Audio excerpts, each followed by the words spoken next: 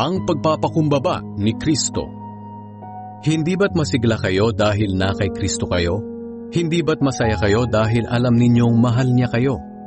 Hindi ba't may mabuti kayong pagsasamahan dahil sa banal na Espiritu? At hindi ba't may malasakit at pangunawa kayo sa isa't isa? Kung ganoon, nakikiusap ako na lubusin na ninyo ang kagalakan ko. Magkasundo kayo't magmahalan, at magkaisa sa isip at layunin. Huwag kayong gumawa ng anumang bagay dahil sa makasariling hangarin o sa paghahangad na maitaas ang sarili.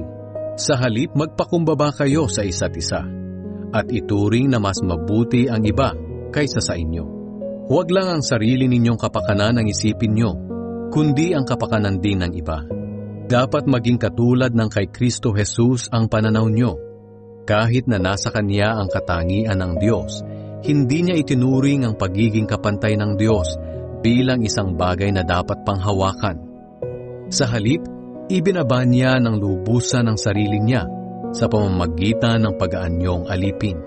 Naging tao siyang tulad nating, at sa pagiging tao niya, nagpakumbaba siya at naging masunurin sa Diyos hanggang sa kamatayan, maging sa kamatayan sa krus.